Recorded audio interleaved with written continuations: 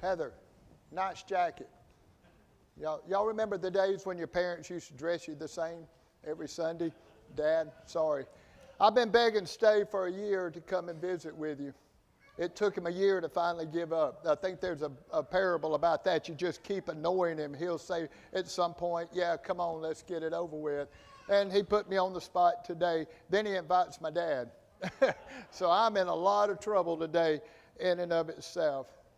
I came with one purpose. I came to say thank you. I came of what Tracy and I have been through over the last year or two, of what you guys did for me and my family. I just want to say thank you. A card or a text or something like that just wasn't going to fit of what you guys did for me. James chapter 1 tells of a text right there that you've heard all of your life. But until you've been there and done it, it doesn't mean a thing. It's just another lesson, another great message that Brandon brought is there.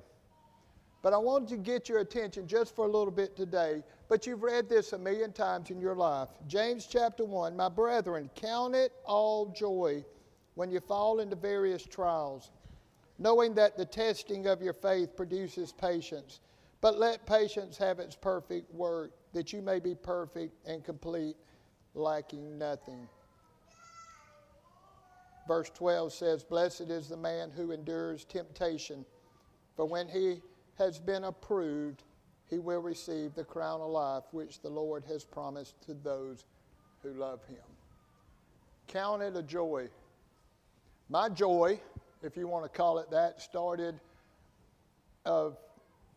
Tracy doesn't know some of this, about August or September of a year ago. Started having a lot of typical men, and I'm going to make some points here, and don't think I'm just here testifying, okay? I got a point to make. It all started, I had trouble swallowing. I just couldn't. And it got worse and worse and worse, and it just to the point where I had to do something. How many of you men, when you have something going on in your life, you just avoid it? Or you just turn your back on it just a little bit and it'll go away. I'll be okay tomorrow. Well, it didn't. It didn't. One Monday morning I woke up, I think I finally had to tell Tracy that it just wasn't working. So I, between the trip to the doctor, and I'm making this, and I'm going to go back and talk. I think it was a Tuesday. I can tell you exactly what time Dr. T called me or texted me. It was 4:12. I think it was a Tuesday or Wednesday. It doesn't matter. I knew it. I knew something wasn't right. And when he called, he said, Steve, I never thought we would have to talk about this C word. I don't say it too often. We just had to. A test later confirmed it. Y'all know the story. 10 weeks later, we finally get chemo and radiation started. That was in January of last year. 33 radiations, 6 chemos, and this past Friday would be a year since the last one that I had. Y'all know that the tests since then have gone positive. They've gone, I don't know if that's the right word.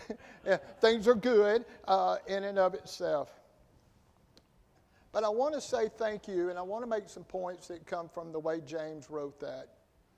As y'all know, James wrote that, I think it was AD 45. The church was still early. The people were being persecuted. So they weren't dealing with medical issues. It was more persecution of just, do you want to live or not, in and of itself.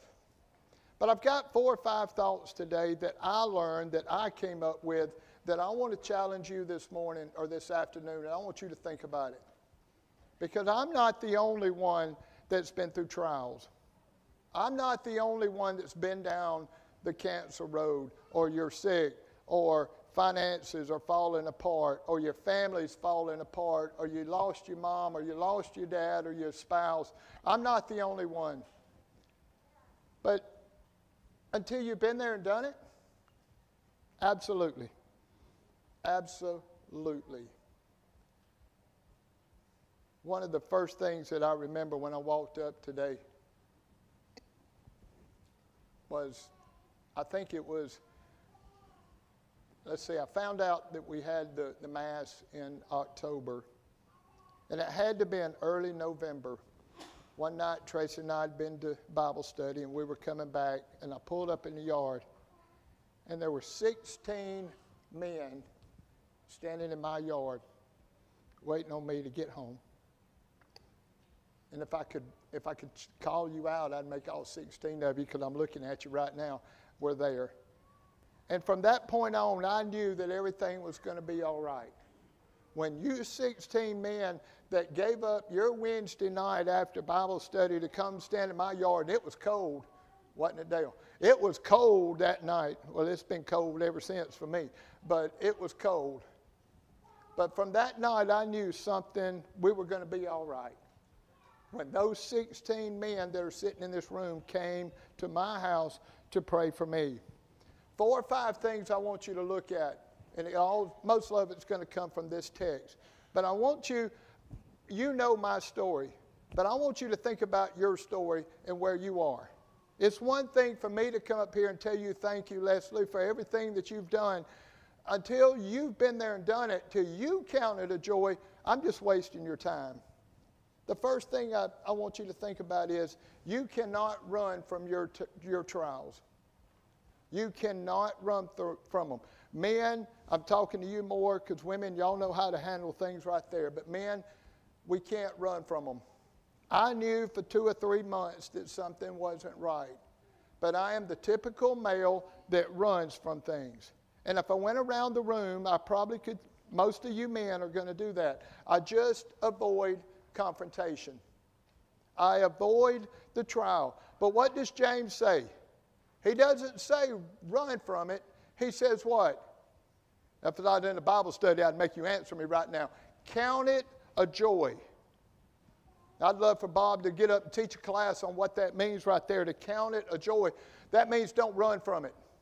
You know that joy, by the way, that temptation, as it says, it's going to lead to patience. It's going to lead to steadfast, which is going to lead to a complete person, a perfect work. And until you, in your life, as long as you're running from those trials, you're running from those temptations, guess what, guys? It's not going to lead to patience. It's not going to lead to steadfastness. It's not going to lead to you being a complete person. I tell you, you cannot run from whatever it is that's that temptation or that trial or whatever it is. You just cannot. Just count it a joy. The second one, and I'm going to move quick because there's a few right there, is don't try to understand it all. Don't be God.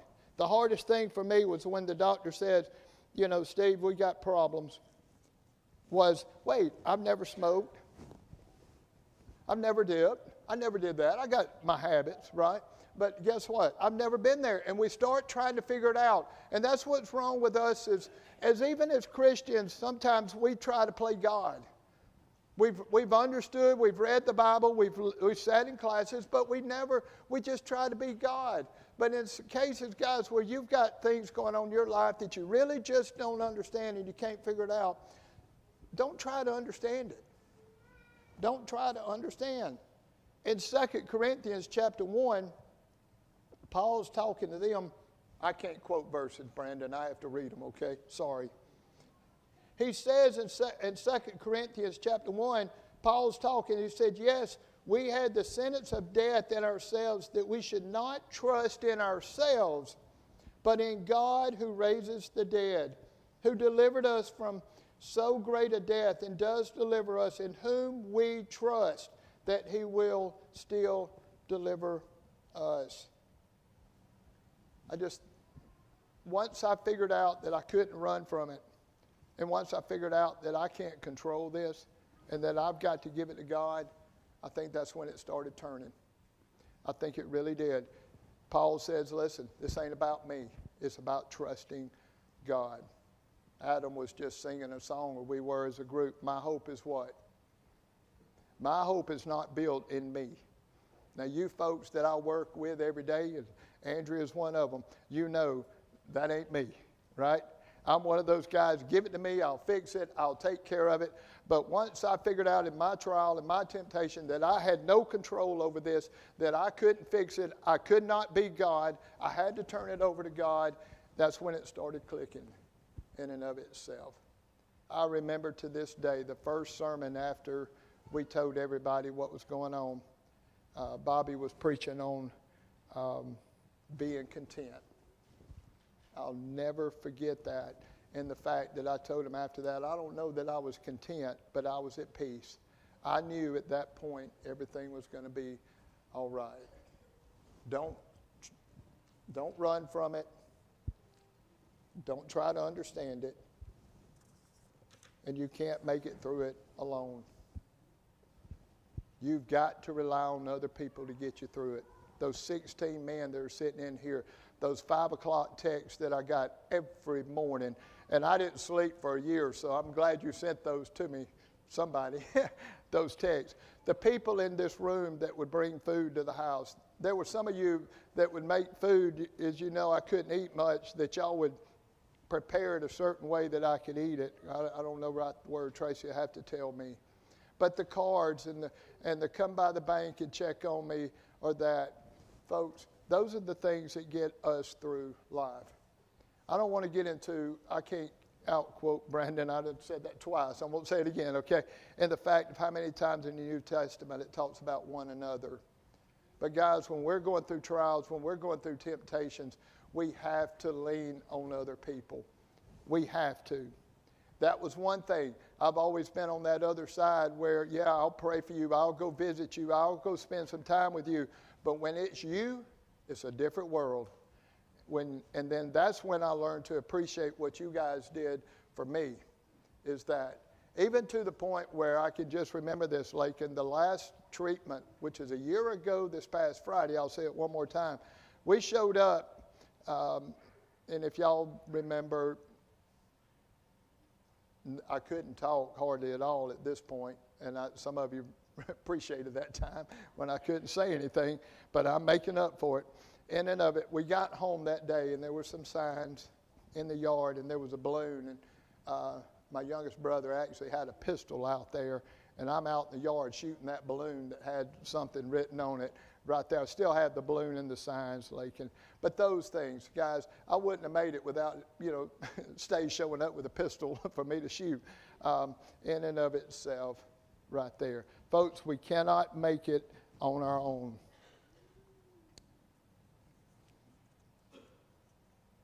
One of the few things that I do remember when we met with the oncologist in Montgomery was I can just see the doctor when we walked in.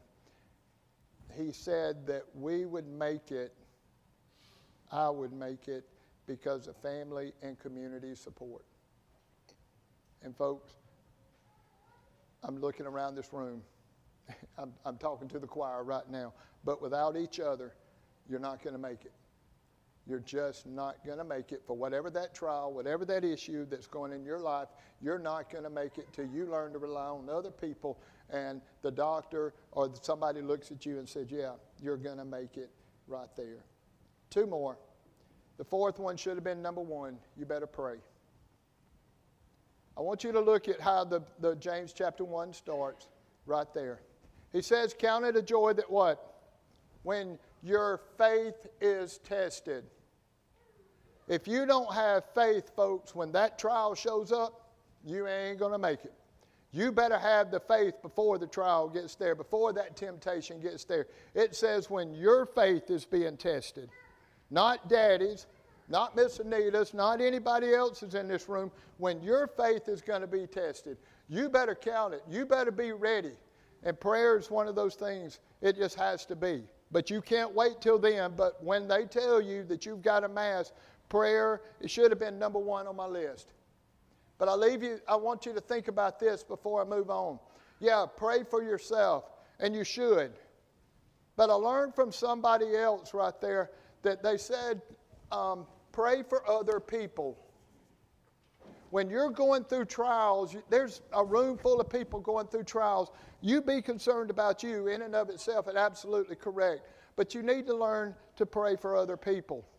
Every day for 33 days when I would go in there, from 10 to 12 minutes I'd lay on that table. I had 4 or 5 people, and some of them are sitting in this room, that I would pray for.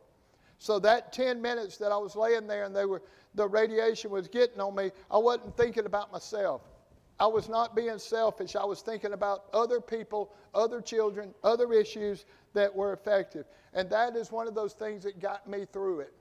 I really do. Prayer. I promise you guys, prayer's got to work in and of itself right there. I want you to look, but I'm going to save that thought. I'm going to make it quick in and of itself. I'm there. Point number 5 is you better be a better person for going through the trial. Verse 4 says in that James text right there, if you want to go back and look, he says, knowing that the testing of your faith produces patience. And here's where the rubber meets the road, guys. But let patience have its perfect work, that you may be perfect and complete, lacking nothing. If we're not better people, if we are not more mature, if we're not more complete, we're more perfect for going through a trial, you missed the mark. You missed it.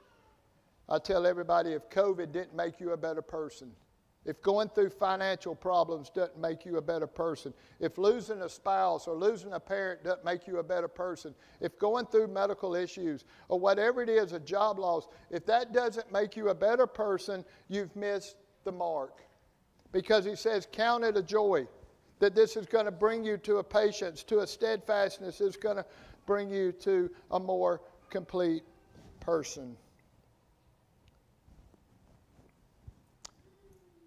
In Daniel chapter 3, y'all have read this story a million times, but I tell you again, it's interesting. When you've been down that road, things, you see them a lot different. In Daniel chapter 3, Shadrach, Meshach, and Abednego has upset Nebuchadnezzar because they wouldn't worship the golden image. And if we were in a class, I believe you would answer this. He says, go get them, and he says, do what? Bind them. Bind them up, build a fire, make it hotter than it's ever been, bind them and throw them in there. So they did. And you know the story that he says that he went back and there was a 4th person in there. But in there, in and of itself, that's a sermon in and of itself, guys, but that's not my point. But he says in there, he says, wait, didn't we throw 3 people in there? There's 4 people walking around loose in the fire. My point is, folks, if you're not going through the fire, we are bound with those temptations, we're bound with those trials, we're bound with those issues until you get in that fire and let that fire, that temptation, burn that temptation away. You're not going to walk around loose. I look around this room and there's some people in here that are fighting issues that they can't turn loose because they don't want to get in the fire. They want to avoid the situation. They want to avoid the temptation, and they just don't want to turn loose. But guys, just like he says right there, Shadrach, Meshach, and Abednego, one, they had their faith before they got in that fire. But it took that fire to get their freedom. It took their fire to get that freedom. March the 25th of last year, coming up on a year, we had been to 15 million doctors at this point, hadn't we? We walked in to Birmingham. She was the mean doctor. Whew, she was tough. She walked in, she stuck that scope down my throat, and she looked around, and I'll never forget the words she said. Excellent response. I'll never, never, never forget what she said. Obviously, the treatments, obviously, everything that we had done had worked to the point where they can't even find a sign of it now. But today, I want to wrap up with this. It's one thing for me to sit in a room in Birmingham with an oncologist that says, excellent response. But there's going to come a day, folks. There's going to come a day where we're going to go, I don't want to say sit down, but we're going to be judged. We're going to stand before our God. We're going to stand before our Maker. And can you imagine the idea that he would look at you, Bob, and go, excellent response. I gave you those trials. I didn't give you those trials. Those trials happened. Those temptations came. You handled it. You counted it a joy. It gave you patience. It gave you a better maturity, a more complete person. And I can't wait for the day that we hear it one more time, that your Father says, your God says, he looks you in the face and he says, excellent response. This morning or this afternoon, guys, again, I can't say thank you enough. Because if it wasn't for you, if it wasn't for Tracy and her family, Daddy and his family, and Stay showing up with a pistol, if it wasn't for them, guys, I wouldn't be standing here. I wouldn't have got that excellent response comment from the oncologist. So today, I beg you, don't run from your temptations. Don't run from your trials. Don't play God. Let the people help you. Let fellow Christians help you. And guys, make it a better person. Make yourself a better person. Thank you, thank you, thank you. There's some of you in here right now that are struggling. I know. I can look at you. I know your lives. You're struggling. Get it right, folks. Get it right. We're not assured of anything. We're not assured. We got to get it right, folks. And I appreciate you. If you need the prayers of the church, the elders will come forward. Brandon will come forward. Everybody will come forward and pray with you. If you haven't given your life to the Lord, folks, you're in the fire. You better get loose. You better come forward and let's be baptized and get things right. But today, most of you are Christians. Most of you have been baptized. I pray. Turn it loose. If you need the prayers of the church, please come forward.